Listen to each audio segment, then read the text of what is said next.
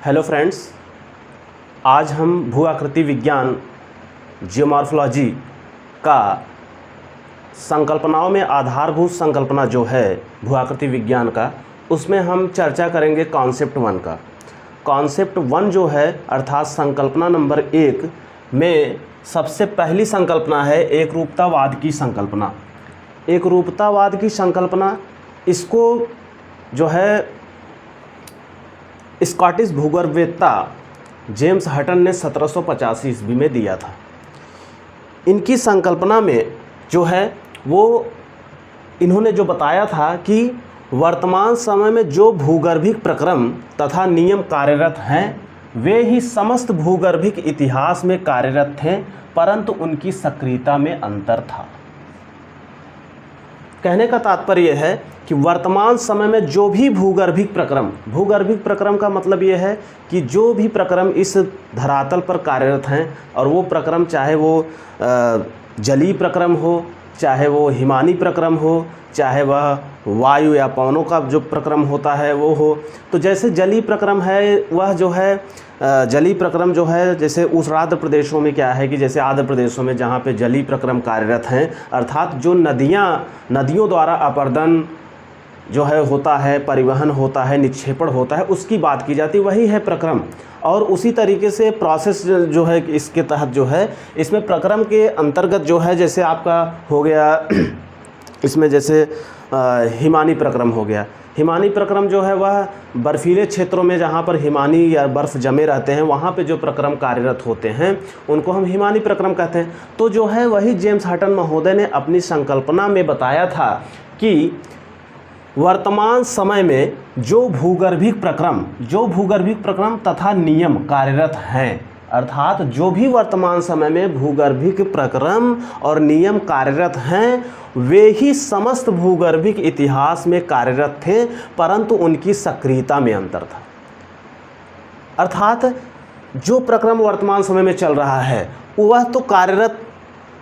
जो है वह समस्त भूगर्भिक प्रक्रम इतिहास अर्थात बीते हुए कालों में भी जो है वे कार्यरत थे, परंतु उनकी सक्रियता में अंतर था। अर्थात सक्रियता मतलब उनमें जो अपर्दन करने की क्षमता थी या अपर्दन करने की तीव्रता थी वह जो है कम या ज़्यादा थी, सक्रियता में अंतर था। अर्थात जैसे आज हो सकता है आज कम सक्रिय हैं, पिछले बीते हुए कालों में यह प्रक्रम जो है बहुत ज़्यादा सक्रिय रहे होंगे। जलीय प्रक्रम हैं जैसे नदियाँ जो है वर्तमान समय में जो भी कटाव कर रही हैं, जो भी अपर्दन कर रही हैं, हो सकता है वह बीते समय में अर्थात पास्ट में जो है वह अपर्दन जो है अधिक कर रही होंगी, या तो वर्तमान समय में जो अपर्दन कर रही हैं वह जो है ज़्यादा कर रही हों या बीते हुए कालों में कम कर रही हों। तो वह सक्रियता में अंतर था, इन्होंने बताया जेम्स हटन। फिर इन्होंने क्या कहा, यह जो है कि इन्होंने कहा कि जो है जो सक्रियता में अंतर बीते हुए कालों में जो अंतर था वह जो है उनके सक्रियता में अंतर था, लेकिन प्रक्रम जो है वो वैसे की वैसे ही कार्यरत है। यह संकल्पना जो है मॉडर्न जियोलॉजी का आधारभूत सिद्धांत है। जो मॉडर्न जियोलॉजी है, ठीक है, उसका एक आधारभूत सिद्धांत है, बहुत मुख्य सिद्धांत है, यह बेस है यह सिद्धांत। और सिद्धांत का प्रतिपादन हमने बताया जेम्स हटन महोदय ने 1785 में किया था। भूगर्भिक प्रक्रम भूगर्भिक इतिहास के प्रत्येक काल में समान रूप से सक्रिय थे। अब इन्होंने क्या कहा कि भूगर्भिक प्रक्रम, हमने अभी प्रक्रम के बारे में बताया कि भूगर्भिक प्रक्रम भूगर्भिक इतिहास के प्रत्येक काल में, अर्थात भूगर्भिक इतिहास अर्थात जो हम भूगर्भिक इतिहास अर्थात जो धरातल के अंदर या धरातल के बाहर की जो बात कर रहे हैं उसमें जो है प्रत्येक काल में, चाहे वो जो भी काल रहे हों, जो भी बीते हुए काल रहे हों, चाहे वो कार्बोनिफेरस युग हो या प्लीस्टोसीन युग हो या पैलियोजोइक युग हो, जो भी युग हैं उसमें जो है वो समान रूप से सक्रिय थे। और फिर इन्होंने कहा वर्तमान भूत की कुंजी है। फिर इन्होंने एक शब्दावली का प्रयोग किया कि वर्तमान भूत की कुंजी है। कहने का मतलब है कि जो ऊपर यह सिद्धांत बताया गया कि भूगर्भिक प्रक्रम भूगर्भिक इतिहास के प्रत्येक काल में समान रूप से सक्रिय थे, ठीक, तो प्रत्येक काल में जब समान रूप से सक्रिय थे मतलब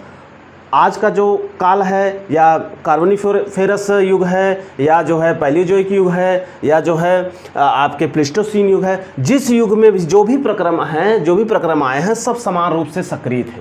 तो कहने का मतलब ये है कि उन्होंने फिर इसी शब्दावली का प्रयोग, ये जो शब्दावली का प्रयोग किया, the present is key to the past, the present is key to the past, अर्थात वर्तमान भूत की कुंजी है, वर्तमान भूत की कुंजी है। मतलब वर्तमान समय में जो भी प्रक्रम कार्यरत हैं वह बीते हुए कालों में भूतकाल में कार्यरत थे। ठीक, तो कहने का मतलब है कि वर्तमान समय में जो भी प्रक्रम, जो भी नदियां हो या हिमानी हो या पवन हो, जो भी अपर्दन कार्य कर रहे हैं या निक्षेपण कार्य कर रहे हैं, परिवहन का कार्य कर रहे हैं, जो भी यह कार्य कर रहे हैं, यह बीते हुए दिनों में भी ऐसे ही इसी तरीके से कार्यरत थे। अब बात है कि वर्तमान भूत की कुंजी है, अर्थात इससे पता चलता है कि वर्तमान जो प्रोसेस है, जो प्रक्रम है, वह बीते हुए कालों में भी वैसी तरीके से कार्यरत थे, तो वर्तमान भूत की कुंजी है। अर्थात वर्तमान समय जो है वह बीते हुए दिनों को जो है एक प्रकार की चाबी है, अर्थात उस चाबी से हम पता कर लेते हैं कि जैसे कि यह चाबी, जैसे हम अभी उदाहरण के रूप में कहते हैं कि अगर कोई चाबी है, हो सकता है कि एक चाबी मास्टर की हो, अब उस चाबी से कोई और ताला खुलता हो, फिर उस चाबी कोई और भी ताला खुल जाता हो, कोई और भी ताला खुल जाता हो, तो इस तरीके से जो ताले खुलने लगते हैं, कई ताले खुल जाते हैं, तो मास्टर की कह देते हैं। तो उसी तरीके से कह रहा है कि जो यह वर्तमान भूत की कुंजी, जो भी कुंजी है वह बीते हुए, वर्तमान की जो कुंजी है यह बीते हुए दिनों में वर्तमान भूत की कुंजी है, वर्तमान भूत की कुंजी है, अर्थात भूतकाल की जो कुंजी है वर्तमान है, अर्थात वर्तमान समय में जो भी प्रोसेस प्रक्रम कार्यरत हैं यह बीते हुए दिनों में भी कार्यरत थे। अब बात यहाँ पे आती है कि कुछ इन्होंने, जैसे वर्तमान समय में भूपटल को प्रभावित करने वाले जो प्रक्रम कार्यरत हैं वही भूत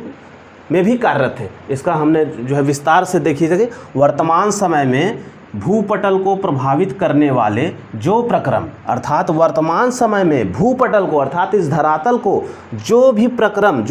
प्रभावित करने वाले जो भी प्रक्रम कार्यरत हैं, जो भी प्रक्रम, हमने प्रक्रम की बात कहा कि प्रक्रम में आप देख रहे हैं कि नदी जली प्रक्रम हो, जली प्रक्रम है या हिमानी प्रक्रम है या जो है आपका वायु प्रक्रम है। ठीक, तो ये जो प्रक्रम है, अर्थात जली प्रक्रम मतलब कि जैसे नदियों का जल जो है वह अपर्दन करता है, निक्षेपण करता है, परिवहन करता है, निक्षेपण करता है, तो इसमें विभिन्न प्रकार के स्थलाकृतियों का निर्माण होता है। जैसे जली प्रक्रम में जैसे नदियाँ क्या है, नदियाँ अपर्दन करेंगी तो वी आकार की घाटी बनाएंगी, हाँ, या पर्वतीय क्षेत्रों में जब वो जो है कि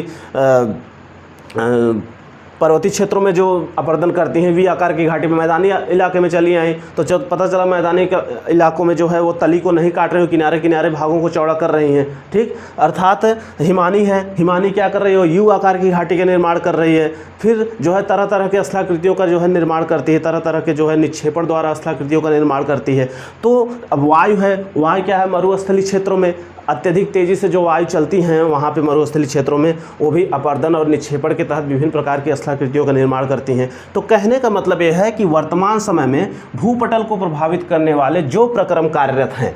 वही प्रक्रम भूतकाल में भी कार्यरत थे। हमने जो वर्तमान भूत की कुंजी बताया उसका विस्तार। अब इसी में जैसे कुछ उदाहरण ऐसे देखे गए हैं, जैसे इंग्लैंड में खुदाई से कोयले में, ठीक है,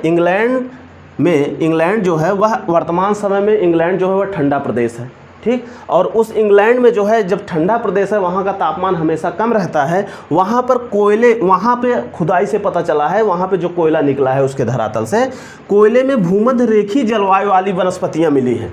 भूमध्य रेखीय जलवायु वाली वनस्पतियाँ मिली हैं। तो कहने का मतलब है कि भूमध्य रेखीय जलवायु वाली वनस्पतियाँ मिली हैं, इससे स्पष्ट है कि यह भूभाग उष्णाद्र रहा होगा। अर्थात भूमध्य रेखीय जलवायु क्या है, वह गर्म जलवायु है, तो गर्म जलवायु वाली वनस्पतियाँ मिली हैं। तो गर्म जलवायु अगर वनस्पतियाँ कहाँ मिल गई हैं, इंग्लैंड में मिल गई हैं, अर्थात बीते समय में इंग्लैंड में भूमध्य रेखीय जलवायु रही होगी। आज जो है यहाँ पे ठंडी जलवायु है, एकदम शीत ठंडी या बहुत ज़्यादा ठंडा एरिया है, ये वाला इंग्लैंड का भाग ठंडी जलवायु है, शीत का जो है कि, लेकिन वर्तमान समय में यहाँ पे गर्म जलवायु है, गर्म जलवायु अर्थात वनस्पतियाँ मिली हैं। इससे स्पष्ट है कि इस भूभाग में उष्णाद्र रहा होगा। उष्णाद्र रहा होगा मतलब कि यहाँ पे आर्द्रता रही होगी, उष्ण मतलब गर्म प्रदेश रहा होगा और आर्द्रता युक्त रहा होगा, क्योंकि उसमें जो है ऐसी वनस्पतियाँ मिली हैं, खुदाई से पता चला है, जो वहाँ पे कोयले मिले हैं, जो क्योंकि कोयले का निर्माण जो है वनस्पतियों से होता है। तो वनस्पति जो कोयला निकला उसका जब उसका परीक्षण किया गया तो ये पता चला कि ये तो भूमध्य रेखीय जलवायु की वनस्पतियाँ थी। तो इससे यह पता चलता है कि बीते हुए कालों में इंग्लैंड वाले क्षेत्र में भूमध्य रेखीय जलवायु रही होगी। यह एक साक्ष्य मिला। दूसरा क्या है, तालचीर में कोयले की परत, तालचीर में जो कोयला, जो तालचीर से जो कोयला निकाला जाता है, तालचीर में कोयले की परत के नीचे गोलास मृतिका मिली है, बोल्डर क्ले। हाँ, बोल्डर क्ले मिली अर्थात गोलास मृतिका मिली है, बोल्डर क्ले मिला। और बोल्डर क्ले कहाँ, बोल्डर क्ले का जमाव मिला है। तो बोल्डर क्ले होता कहाँ है, बोल्डर क्ले जो होता है वह शीतकालीन अर्थात ठंडी जलवायु में ये बोल्डर क्ले बनते हैं। हिमानी युक्त अर्थात जहाँ पे हिमीकरण रहता है, अर्थात जहाँ पे हिमानी सक्रिय होते हैं, वहाँ पे बोल्डर क्ले बनते हैं। और बोल्डर क्ले क्या होता है कि बोल्डर क्ले जो होता है कि ये जो अवसाद होते हैं, मिट्टी कंकड़, इनसे जो है वह हिमानियाँ जो है ठंडे होकर इनमें जो जलवाष्प होता है वो बर्फ़ में बदल के छोटे छोटे जो है बोल्डर बना लेते हैं। तो वो बोल्डर क्ले का जो है जमाव मिला है। लेकिन अब यहाँ पे बात है कि तालचीर में कोयले की परत के नीचे, अर्थात तालचीर में क्या है, कोयला क्या है, कोयला जो है वो गोंडवाना युग की चट्टानें होती हैं। अर्थात गोंडवाना युग में जो क्रियाकलाप हुए थे, अर्थात जो उथल फुथल हुआ था जिसमें वनस्पतियाँ दबी थी, वो कोयले बने थे। तो कोयला अर्थात गोंडवाना युग में जो है अर्थात कोयले की परत के नीचे अर्थात यहाँ पे उष्ण जलवायु थी। लेकिन गोलास मृतिका जब मिली है तो मतलब यहाँ पे उष्ण जलवायु अर्थात गर्म जलवायु थी, वहाँ पे गोलास मृतिका जब मिली है तो कहने का मतलब यहाँ पे ठंडी जलवायु रही होगी। अर्थात एक साक्ष्य ये भी हुआ कि यहाँ पे ठंडी जलवायु थी, कहाँ थी, तालचीर में, क्योंकि तालचीर में वर्तमान समय में जो है वर्तमान समय में गर्म जलवायु है। तो कहने का मतलब कि कोयले की परत के नीचे, वहाँ पे तो कोयला मिला लेकिन कोयले की परत के नीचे गोलास मृतिका भी मिल रही है। तो गोलास मृतिका जो मिल रही है वह अर्थात कोयले की परत, जब कोयले की परत बनी होगी तो वहाँ पे जो है गोंडवाना युग की चट्टानें रही होंगी। तो उसके पहले जो है अर्थात गोंडवाना युग के पहले जो है गोलास मृतिका का मिलना वह जो है हिमानीकरण का संकेतक देता है। तो कहने का मतलब एक साक्ष्य ये भी मिला। तो कहने का मतलब यह है कि इस सिद्धांत में यह धीरे धीरे स्पष्ट होता जा रहा है कि वर्तमान भूत की कुंजी अर्थात जो भी चीज़ें वर्तमान में घटित हुई हैं उनके सक्रियता में अंतर रहा है, लेकिन जो है वो चीज़ें आज घटित हो रही हैं, कल वहीं पे दूसरी जगह भी घटित हुई होंगी। अब क्या है, अगला है भूपटल को प्रभावित करने वाले प्रक्रम प्रायः चक्रीय रूप में कार्य करते हैं। अब हटन महोदय ने अपने सिद्धांत का प्रतिपादन किया और उस प्रतिपादन में यह स्पष्ट किया कि भूपटल को प्रभावित करने वाले प्रक्रम प्रायः चक्रीय रूप में कार्यरत होते हैं। अर्थात अब देखिए यहाँ पे क्या मैटर आ गया, मैटर ये आ गया कि भूपटल को प्रभावित करने वाले प्रक्रम, भूपटल को प्रभावित करने वाले प्रक्रम, चाहे वह जलीय प्रक्रम हो, चाहे वह हिमानी प्रक्रम हो, चाहे वह पवन प्रक्रम हो, तो जो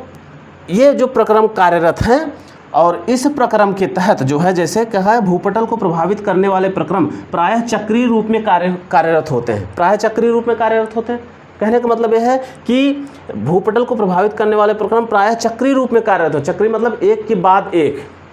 जो है कार्यरत होते हैं। कहने का मतलब है कि अगर हम इसको विस्तार से समझें तो कहने का तात्पर्य है कि चक्रीय रूप में कभी हो सकता है, कभी वहाँ पे जो है मान लीजिए जलीय प्रक्रम कार्यरत है, तो जलीय प्रक्रम क्या है, पहले अपर्दन करेगा, अपर्दन के बाद उस जो भी अपर्दित पदार्थों को जो है वो परिवहन करेगा, परिवहन करके जल के माध्यम या नदी के माध्यम से एक स्थान से दूसरे स्थान पर ले जाके जमा कर देगा। तो कहने का मतलब यह है कि जब वह अपर्दन करेगा तो वहाँ का जो धरातल का निम्नीकरण होगा, धरातल का निम्नीकरण का मतलब कि धरातल जो है वह कट छट के जो है वो नीचा हो जाएगा। मतलब जैसे मान लीजिए वह अपर्दन करेगा, जैसे पर्वतों का अपर्दन किया तो पर्वत क्या है, कट छट के छोटे होंगे और छोटे होने के बाद जो पर्वतीय चट्टानें होंगी उनको जो है वह जल के साथ बहाकर ले जाके जो है अन्य स्थानों पे जमा कर देगी और जहाँ पे वो जमा करेगी वहाँ पे निक्षेपण होगा, जमाव होगा। कहने का मतलब यह है कि एक तरफ तो पर्वतों का कटाव हो लेकिन दूसरी तरफ जो है उसका जमाव हो रहा है,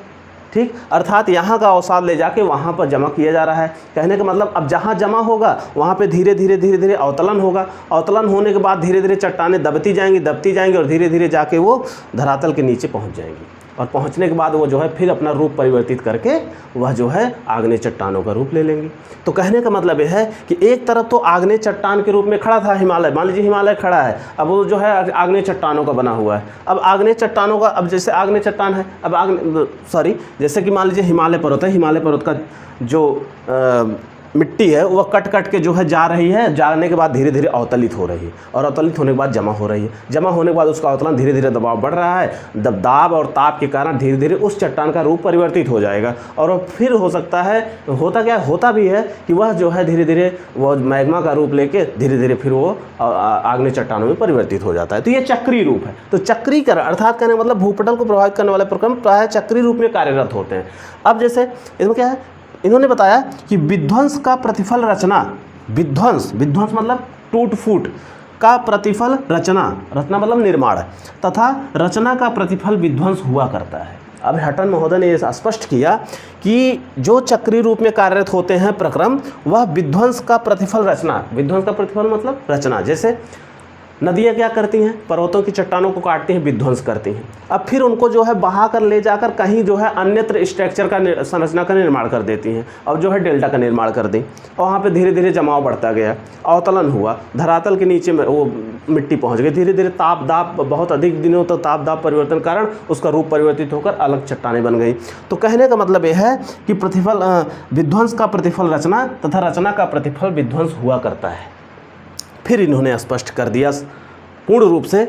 इन्होंने जब यह चक्रीय रूप देखा कि चट्टान जो है वह जो प्रक्रम है वह जो है चक्रीय रूप में कार्य करते हैं, अर्थात जो है एक तरफ चट्टानों को काट रही हैं, उनको बहा के ले जाके अन्यत्र जो है स्थानों पे जमा कर रही हैं, फिर दूसरे संरचना का निर्माण कर रहे हैं। तो ये चक्रीय बताया। इन्होंने फिर बताया no vestiges of a beginning no prospect of an end. तो कहने का मतलब ना तो प्रारंभ का कोई लक्षण है। अब जब इन सब का अध्ययन करने के बाद, ये सब बताने के बाद इन्होंने यह देखा और समझा और कहा कि न तो प्रारंभ का कोई लक्षण है न तो अंत होने की कोई आशा। इन्होंने कह दिया कि जब यह चक्रीय रूप में कार्यरत है प्रक्रम, एक के बाद एक कार्यरत हैं, तो इससे यह स्पष्ट है कि न तो प्रारंभ का कोई लक्षण है, अर्थात न तो प्रारंभ का कोई पता लगाया जाए, या यह पता नहीं लगाया जा सके कौन से चट्टान सबसे पहले बनी और कौन